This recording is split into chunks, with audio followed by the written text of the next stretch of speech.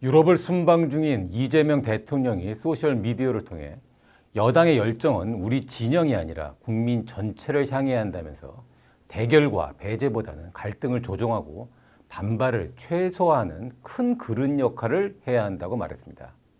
끊임없는 대화와 소통, 사익이 아닌 공익, 가장 차가운 균형 감각이라는 표현을 써가면서 권력을 책임지는 여당의 능력과 포용, 통합을 주문했습니다.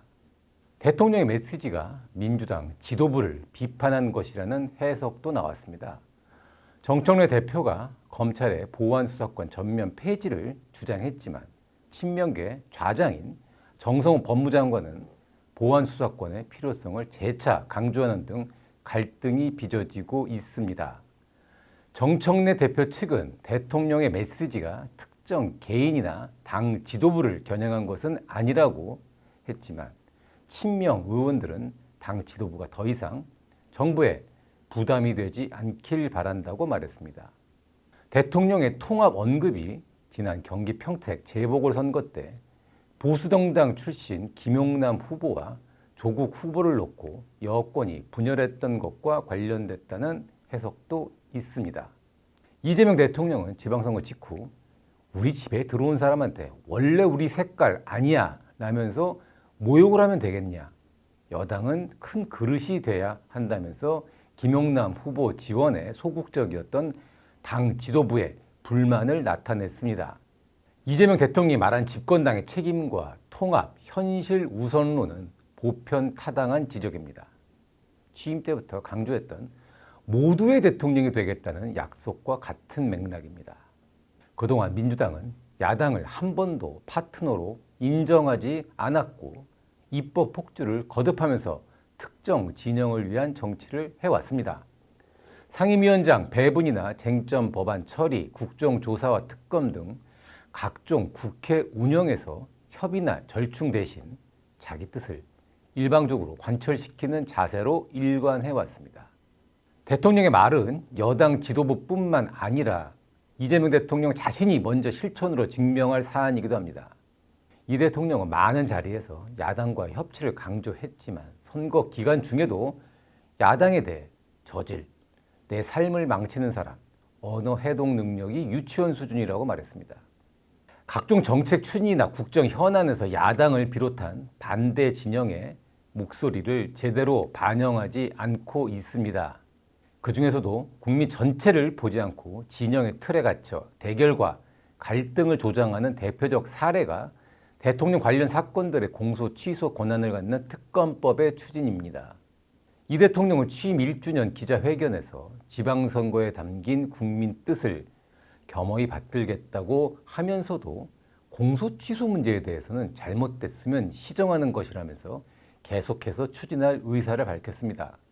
대통령이 강조했던 집권 세력의 책임과 국민 통합은 민주당 지도부에 대한 질타가 아니라 공소 취소 추진을 전면 철회하는 데서 시작해야 합니다.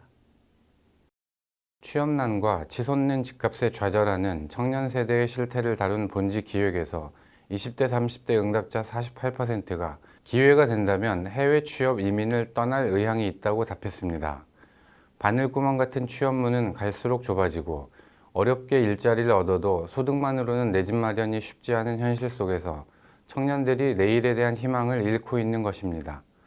청년 절반이 한국을 떠나고 싶어 한다는 것은 개인의 선택을 넘어 국가의 미래가 어둡다는 경고입니다. 청년들의 절망 뒤에는 심각한 고용 절벽이 자리 잡고 있습니다. 지난 5월 청년층 취업자는 1년 전보다 25만 5천 명 줄어 코로나 사태 이후 최악의 감소폭을 기록했고 청년 고용률은 역대 최저 수준으로 추락했습니다. 1분기 명목 경제 성장률이 10%를 넘었지만 일자리는 도리어 쪼그라드는 고용 없는 성장이 뚜렷해진 것입니다. AI 확산 등 일자리 시장의 상황이 바뀐 것도 영향이 있겠지만 가장 큰 원인은 막강한 기득권 노조의 득세로 기업들이 고용에 부담을 느끼고 있기 때문입니다. 노조들이 파업을 무기로 올리는 임금은 기업의 인건비 부담을 감당하기 어렵게 만들고 있습니다. 노조 투쟁의 혜택은 소수 노조원만 차지하고 대다수 청년들은 취업 기회조차 박탈당하고 있습니다. 기업들이 하는 해외 투자의 절반이라도 한국에 왔다면 지금 같은 고용 절벽은 없었을 것입니다. 권력을 장악한 민주당은 이런 노조들을 제어하는 것이 아니라 노조와 연합군을 형성해 노동시장의 양극화 모순을 극대화시키고 있습니다. 그 결과가 지금의 고용 절벽입니다. 기업들은 정규직의 높은 인건비를 감당하느라 신규 채용을 줄이고 청년들은 단기 계약직을 전전하거나 스펙 쌓기에 매달려 사회 진출이 늦어지는 악순환이 이어지고 있습니다. 청년기의 일자리 상실은 평생에 걸친 소득 감소와 자산 형성 기회 박탈로 이어집니다. 1990년대 일본 거품 붕괴 후 사회에 나온 잃어버린 세대 1700만 명은 첫 일자리를 놓친 대가로 중년이 된 지금까지 비정규직을 전전합니다. 한국은행은 구직이 길어진 청년이 경력을 쌓을 기회를 잃어 생애소득 전체가 깎이는 상흔 효과를 경고했습니다. 청년이 가난해지면 결혼과 출산이 줄고 소비가 위축돼 국가 경제 전반의 활력 저하로 이어질 수밖에 없습니다. 아파트 투기 열풍과 부동산 정책 실패로 수도권 집값이 천정부지로 치솟는 것도 청년들을 절망케 하고 있습니다. 집이 대량 공급된다는 확신만 생기면 집값은 안정되기 마련입니다. 민주당 정권들은 이 상식을 거부하고 수요 억제책만 내놓는 실패를 거듭하고 있습니다. 청년문제 해법은 우리가 모르는 것이 아닙니다. 억대 연봉의 기득권 노조가 더 이상 기업들을 쥐고 흔들지 못하게 해야 합니다. 혁명적인 규제 개혁으로 신산업이 활발하게 일어나게 해야 합니다. 기업들이 마음 놓고 새 사업을 펼칠 수 있도록 반기업적 법들도 바꿔야 합니다. 재건축이든 재개발이든 규제를 과감히 풀어 집이 쏟아진다는 확신을 시장에 심어줘야 합니다. 하지만 많은 일이 민주당 정권에 의해 거꾸로 가고 있습니다. 그러니 청년들이 한국에서 희망을 찾지 못하는 것입니다. 민주당 한병도 원내대표는 16일 22대 국회 후반기 원구성과 관련해 법사위원장은 민주당이 맡겠다며 국민의힘이 맡았던 경제 관련 상임위 회수도 검토하겠다고 밝혔습니다. 국힘은 거여 견제와 여야 균형을 이유로 법사위원장 자리를 요구하고 있는데 이를 수용하지 않는 것은 물론 현재 야당이 맡고 있는 7개 상임위마저 도로 가져갈 수 있다는 것입니다. 민주당은 일하는 국회를 이유로 듭니다. 법사위를 야당에 내주면 법안 통과에 발목을 잡아 민생과 국정이 불안해진다는 것입니다. 그러나 민주당이 법사위 등 주요 상임위원장을 다 차지하겠다는 것은 자신들에게 정치적으로 필요한 법안들을 일방 처리하기 위한 것입니다. 실제로 민주당은 검찰청 폐지, 법 왜곡죄, 사심제, 대법관 증언법 등 사법제도의 근간을 흔드는 법들을 일방 처리했습니다. 이제는 대통령이 피고인으로 재판받는 사건마저 없던 일로 만들 수 있는 특검법을 처리하려고 합니다. 이 중에 민주당 말처럼 국민이 먹고 사는 문제와 직접 관련된 것은 하나도 없다시피 합니다. 민주당이 앞으로 2년간 법사위를 내놓지 않으려는 가장 큰 이유는 이 대통령 사건 공소 취소 특검 때문일 것입니다. 이 법안을 소관하는 상임위가 법사위입니다. 법사위는 법안의 체계, 형식, 자구 심사권도 갖고 있습니다. 법사위에서 이 문제를 따지면 법안 통과는 어려워집니다. 그러니 민주당은 야당의 법사위를 넘길 수 없는 것입니다. 민주화 이후 국회는 야당이 법사위를 맡는 관행을 통해 여야 간 대화와 타협을 추구해 왔습니다. 다른 상임위원장도 의석수 비율에 따라 여야에 배분됐습니다. 민주당은 이 관례를 이용해 이명박 박근혜 정부가 추진한 핵심 법안을 법사위에서 지연시키거나 막았습니다. 그래놓고 자신들이 정부와 국회를 장악하자 관례를 깨고 법사위 등 국회 상임위원장 전부를 독식했습니다. 야당을 아예 없는 존재 취급한 것입니다. 과거 권위주의 정권도 이렇게 한 적은 없었습니다. 민주당이 또 상임위를 독식하겠다면 우리가 다음에 선거에 져 소수당이 되면 어떤 상임위도 맡지 않겠다 하고 국민 앞에 선언해야 합니다. 그렇다면 일하는 국회라는 민주당의 주장은 최소한의 진정성을 인정받을 것입니다. 이재명 대통령이 G7 정상회의 등 유럽 순방을 마치고 18일 귀국합니다. 이재명 대통령은 순방 중에도 소셜미디어를 통해 자신의 지지율 하락과 집권당의 역할, 잠실 집회 문제 등을 언급했습니다. 민주당에 대해선 여당은 진영이 아니라 국민 전체를 향해야 한다고 밝힌 것을 두고 당 지도부에 대한 비판이라는 논란도 제기됐습니다. 17일 발표된 여론조사에서는 대통령의 국정수행 긍정평가는 47.7%였고 부정평가는 49%였습니다. 부정평가가 긍정평가를 앞선 것은 이 대통령 취임 이후에 처음입니다.